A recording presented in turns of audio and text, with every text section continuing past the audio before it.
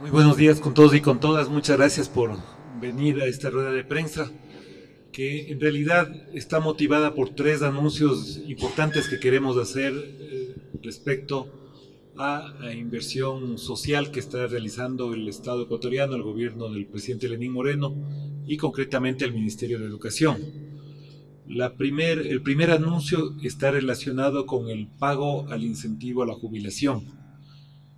Hay una alta sensibilidad social en el gobierno nacional para cumplir con una deuda histórica que hay con nuestros jubilados docentes en el país.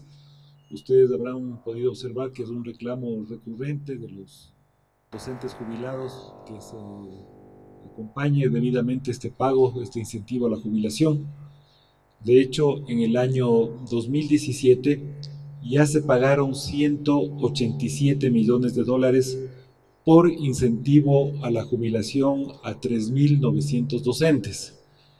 Y hay un presupuesto contemplado para este primer trimestre de este año para pagar 132 millones de dólares adicionales que van a cubrir a 2.677 jubilados del país. Con eso nos acercamos al cumplimiento de una deuda histórica, cerrar una brecha. Esto era una herencia de años anteriores y consideramos que es una obligación y un derecho de los jubilados, una obligación del Estado y un derecho de los jubilados recibir esta justa compensación. Un segundo anuncio que les queríamos hacer está relacionada con la recategorización docente. Tenemos un férreo sentido de que la carrera docente tiene que revalorizarse en el Ecuador. Eh, Básicamente esto significa que hay muchos docentes que cumplen meritocráticamente por sus años de experiencia, por sus títulos, la posibilidad de hacer una recategorización en su carrera docente. Pero históricamente no se ha hecho esta recategorización en el país y es el momento de cubrir esta deuda histórica que también hay con nuestros docentes. A partir de hoy empieza el proceso de recategorización a 8.800 docentes del país con una inversión cercana a los 11 millones de dólares. Y el tercer anuncio que queríamos realizar es la reclasificación a los funcionarios y empleados del Ministerio de Educación, que también nos han pedido que ha sido una apreciación de una demanda también justa por parte de nuestros empleados y funcionarios del ministerio de que hagamos una revalorización a su carrera y a su profesionalismo y a la entrega de servicio a nuestro país. Vamos a actuar inmediatamente.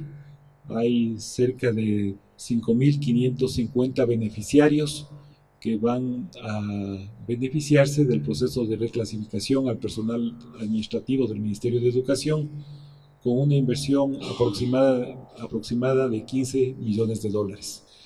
Consideramos que estos tres anuncios lo que generan es una visión bastante clara de lo que queremos construir este año. Queremos construir una educación de calidad, una educación que se sustente en derechos, y el apoyo a esa educación de calidad y con un sostén fuerte en derechos, indudablemente está relacionada con el apoyo que le podamos brindar al magisterio ecuatoriano y también a los funcionarios del Ministerio de Educación. Con esos tres anuncios queda abierta a cualquier pregunta que ustedes tengan y los contestaremos inmediatamente. Muchas gracias. La rueda de preguntas. Por favor, iniciamos con Javier González de El Universo. Buenos días, ministro. Usted anunció para este año 132 millones para 2.677 jubilados. Lo que quisiera saber es cuántos jubilados todavía quedarían por recibir este incentivo, en qué plazo. Y la otra pregunta, si es posible, es sobre el tema del segundo anuncio sobre la recategorización. Usted dijo que eran 8.800 docentes. Para saber en general cuántos docentes existen en el país y por qué solamente 8.800 y no, digamos, el conjunto de los profesores. Con respecto a la primera pregunta, sí, el Ministerio de Educación tiene actualmente 12,000 expedientes que están pendientes de pago de jubilación. En este primer trimestre, como lo mencionó el ministro, vamos a pagar a 2,674 jubilados. Lo que nos está pidiendo el pago de los demás jubilados será en función del presupuesto que lo tenga el Ministerio del Trabajo, y irán anunciando las fechas de pago de estos restantes. Un poco menos. El plazo, como les mencionaba, dependemos de la información del Ministerio del Trabajo y de Semplas para poder establecer el cronograma de pagos de los restantes jubilados.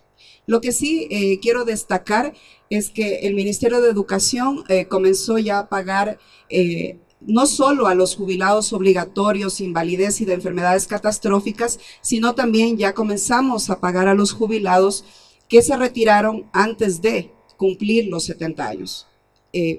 Como lo dijo el ministro, es una deuda histórica que no se ha cancelado hace más de 4 años y que desde el año pasado lo comenzamos a hacer, específicamente en el mes de diciembre, con un valor de $30 millones, donde se pagó a más de 2,000 docentes que tenían pendiente el pago de su jubilación hace más de 4 años.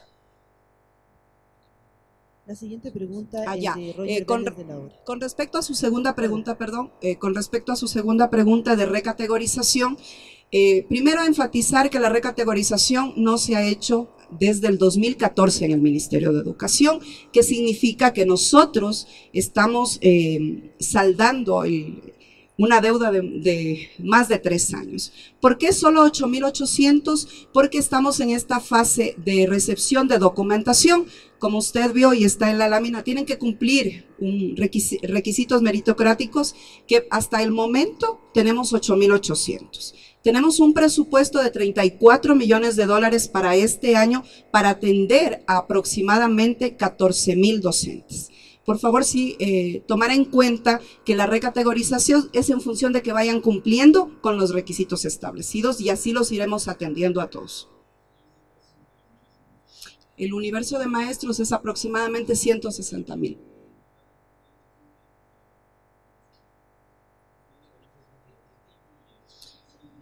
Exactamente. Ellos lo que tienen es, después de haber cumplido con un proceso de capacitación, ¿sí? Con haber cumplido una evaluación de desempeño, pueden acceder a ser recategorizados inmediatamente. Obviamente la recategorización es un aumento de su sueldo. La siguiente pregunta la realiza Roger Vélez de la Hora. Autoridades, buenos días. Precisamente quería que nos amplíen un poco qué requisitos deben cumplir los docentes que van a ser recategorizados y cómo avanza también el concurso para llenar las vacantes que estaba desarrollándose este año.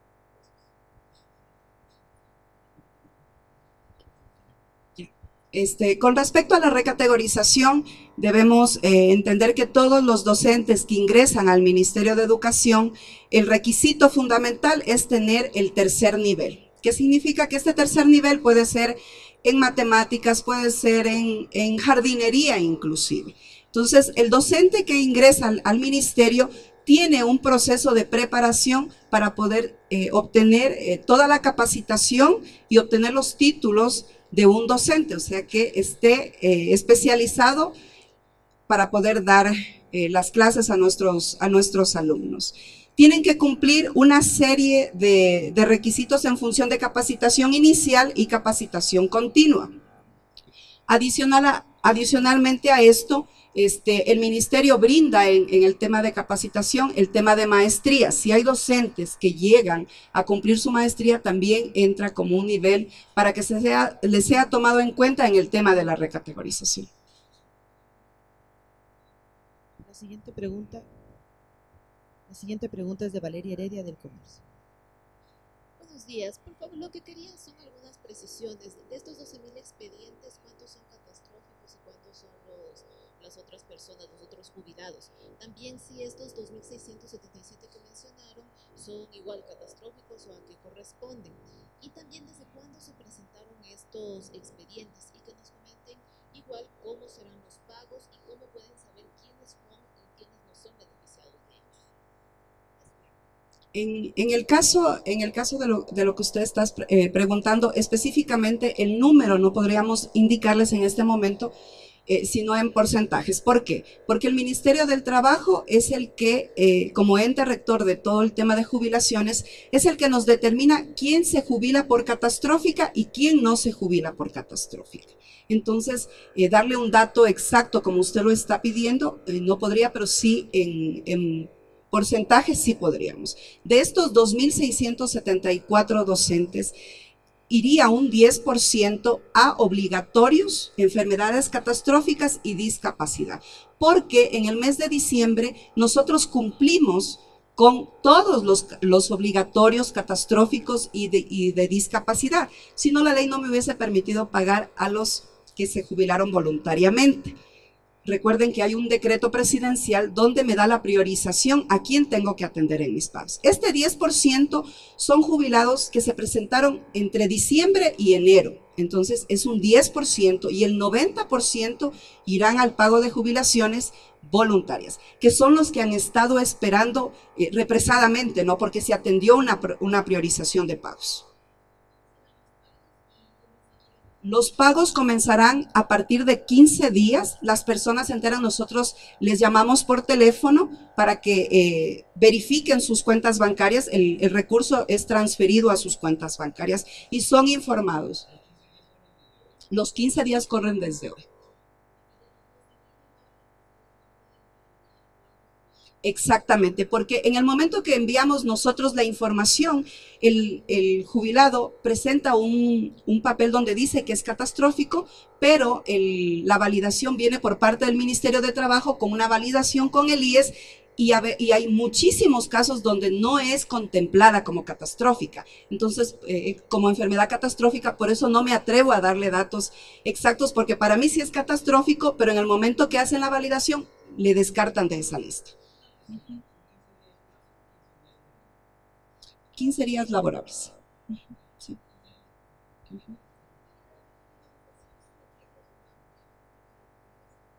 Es evaluación de desempeño y el cumplir con una capacitación.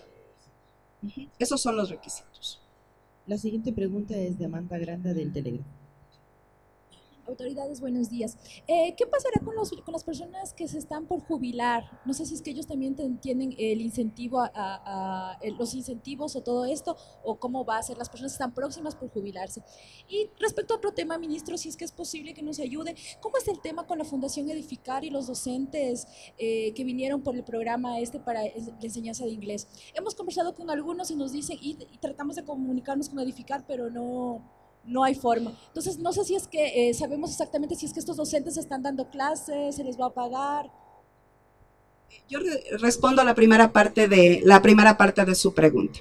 En este momento tenemos próximos a jubilarse, que equivale a obligatorios en este ministerio, aproximadamente 1,000 les voy a hablar entre docentes, funcionarios. Recuerden que nosotros tenemos 3 regímenes, que son LOEI, LOCEP, y lo que es Código de Trabajo. En estas tres áreas se van a jubilar este año aproximadamente 1,000 funcionarios públicos. De lo que usted menciona, ¿quiénes se pueden jubilar? Recuerden que hay una normativa que es el Acuerdo 94, donde nos dicen que los que pueden jubilarse son obligatorios. Si hay un docente, un funcionario público o un trabajador que quiere hacerlo antes de, recuerden el Acuerdo 94 dice que tiene que estar atado a una planificación presupuestaria. Caso contrario, si el docente, el funcionario público, el de Código de Trabajo quiere retirarse antes, perdería el beneficio de la compensación de jubilación. Con respecto a la primera pregunta. Respecto al tema, si bien no era el tema de la rueda de prensa, pero no hay ningún problema en enfrentarlo. Como ustedes conocen, lamentablemente la fundación con la cual se hizo el convenio para que puedan llegar estudiantes de habla inglesa acá al Ecuador, esta fundación no cumplió. Incluso encontramos que hubo hasta un tráfico de influencias en esa contratación, y luego en el momento de enfrentar sus responsabilidades con aquellos docentes que están aquí y que tenían que están terminando ya el año lectivo de la costa, no lo cumplieron. El ministerio, sin embargo, enfrentó esta situación porque de ninguna manera iba a dejar desprotegidos a estos docentes que además han colaborado con el país, que han hecho un trabajo con nosotros, que han hecho un trabajo interesante, y fuimos dando respuesta inmediata, a la vez que hemos estado demandando a la fundación que cumpla con sus obligaciones. Como ven ustedes, se ha podido dar respuesta, no tenemos ya al momento reclamos de los docentes, varios de ellos ya han regresado a sus países de origen, o algunos de ellos también han buscado la posibilidad de quedarse, y en ese caso nosotros lo que hemos hecho es una contratación, pero ya una contratación directa, sin ningún viso de tercerización, que es uno de los vicios que encontramos nosotros en el contrato como tal. Es un tema que se presentó, del cual era totalmente responsable esta entidad que incumplió con el Estado, pero el Ministerio no dejó en desprotección a los profesores, y hemos podido dar respuesta a todos ellos.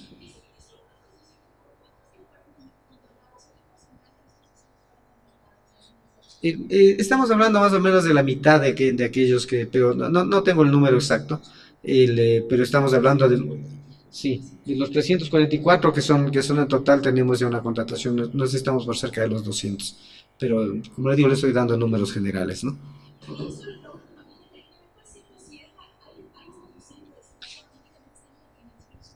No, como nosotros habíamos ya identificado este problema cuando ya terminó el ciclo cierre anterior, ya no volvimos a renovar este mecanismo con la fundación, habría sido una irresponsabilidad de nuestra parte, y aprovechamos, hicimos ya una contratación directa de docentes, gran parte de ellos está haciendo a través del proceso Ser Maestro, y como en el momento también ya habían regresado varios docentes ecuatorianos que hicieron su perfeccionamiento en inglés en el exterior, alcanzaron el nivel B2, desde el que nosotros requerimos, en el ciclo cierre ya estamos funcionando de manera normal, con contratación directa de parte del Ministerio. Porque asimismo nosotros previmos el fortalecer este proceso y no tener que depender de una contratación totalmente irregular. La siguiente pregunta es de Héctor Romero, de EDTS.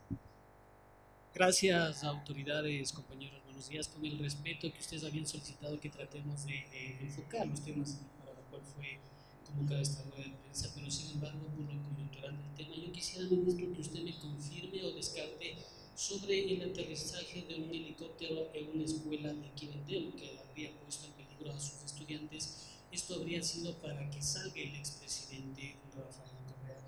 ¿Desde el Ministerio de Educación se va a investigar esto? ¿Se tomará alguna medida, no sé, con la persona encargada de ese establecimiento educativo, o qué es lo que va a pasar? Gracias, ministro.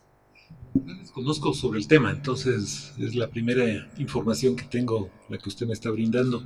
Voy a pedir una investigación y ver las medidas que hay que tomar. Desconozco, no me quiero adelantar porque simplemente desconozco el tema. Gracias. La última pregunta es de Javier Ceballos, de Ecuador TV. Buenas tardes, buenos días, perdón, a todas las autoridades. 3 preguntas claras y puntuales, señor ministro. La primera, conocer de parte suya una reacción respecto a la detención de entre comillas, docente del Colegio Guirabat. La segunda, hay muchas inquietudes de padres de familia respecto a si los colegios que serán recintos de ese domingo tendrán asistencia normal a clases el día lunes, y conocer si es posible ya una evaluación sobre las pruebas de bachiller, por favor. Muy amable. Sobre el primer tema respecto al docente, si se lo puede llamar así como usted bien lo introduce en la pregunta, me parece que este es un Estado de Derecho. Aquí tiene que funcionar la justicia, la ley y la igualdad de todos frente a la ley, pero también las responsabilidades frente a actos que son execrables en una sociedad y que merecen el rechazo absoluto de la ciudadanía y evidentemente de quienes estamos a cargo de una entidad pública, en este caso a través del manejo del Ministerio de Educación. Por lo tanto, yo quiero felicitar en este caso a la Policía Nacional por la detención oportuna. El sujeto se había fugado, hubo una investigación seria, profesional por parte de la Policía Nacional hasta dar con su detención, y luego tendrá que enfrentar a la justicia ordinaria, que como sabemos la tipificación de penas en el Código Orgánico Integral Penal puede ser hasta 25 años de reclusión, incluso con agravantes. Entonces es una noticia positiva dentro del marco de una tragedia que vivió esa unidad educativa. Lo segundo, sí, las unidades educativas tendrán clases normales el día lunes, las que están bajo la lógica de un recinto electoral, que es lo que siempre ha pasado en nuestro país. Y lo tercero, sobre las pruebas de ser bachiller, la única información que tenemos en este momento es que el proceso terminó en forma absolutamente exitosa.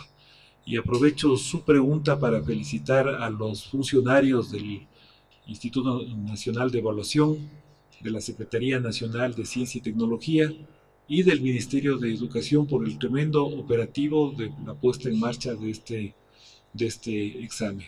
Debemos recordar a la ciudadanía que fueron cerca de 400.000 sustentantes, tanto en el tercero de bachillerato de costa como en el resto de estudiantes a nivel nacional.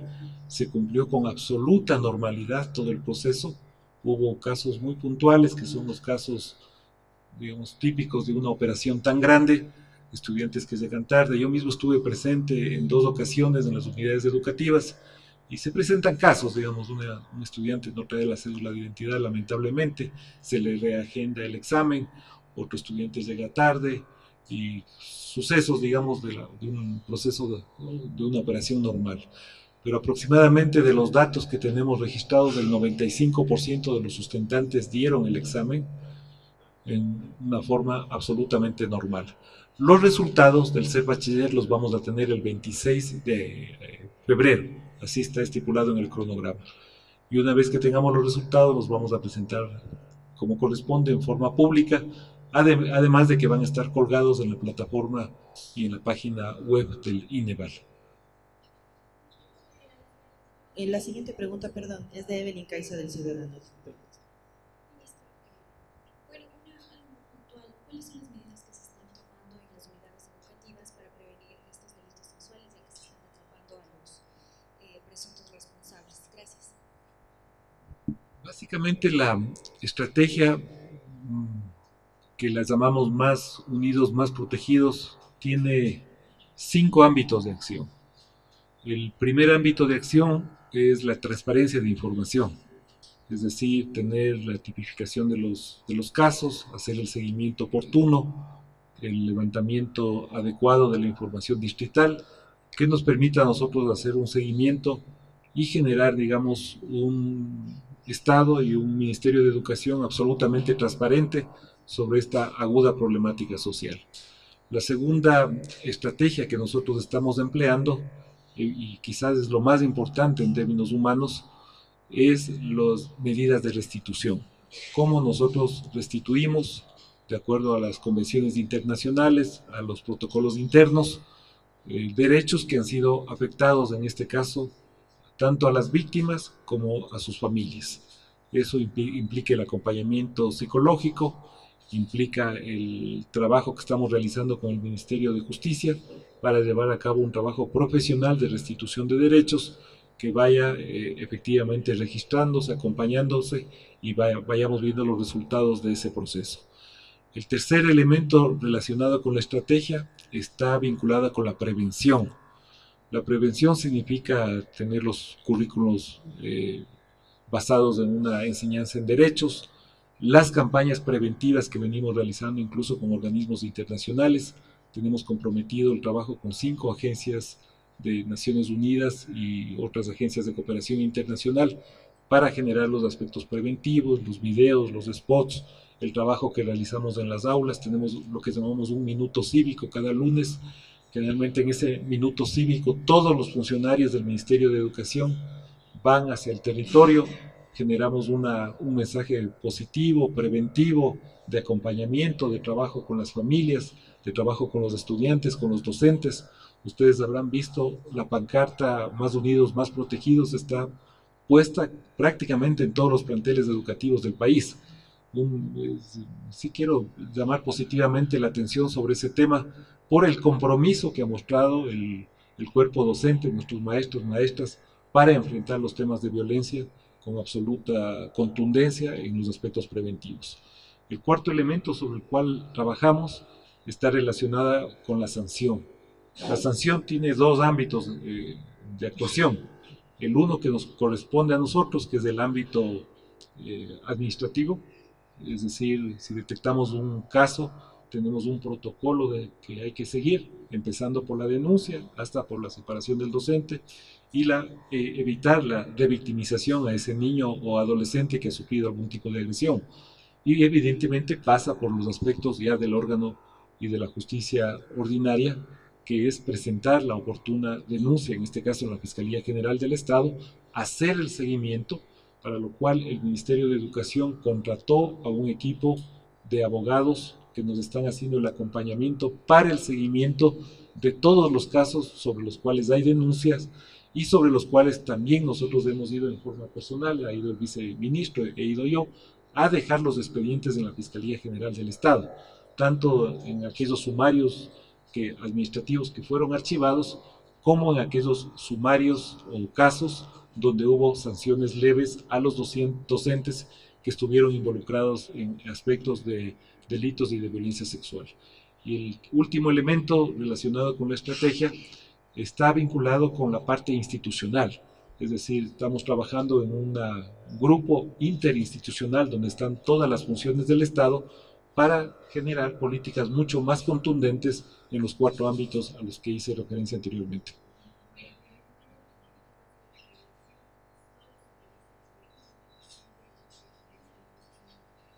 No. Desde hace mucho tiempo atrás, en las pruebas de ingreso al magisterio, se toma una prueba psicométrica.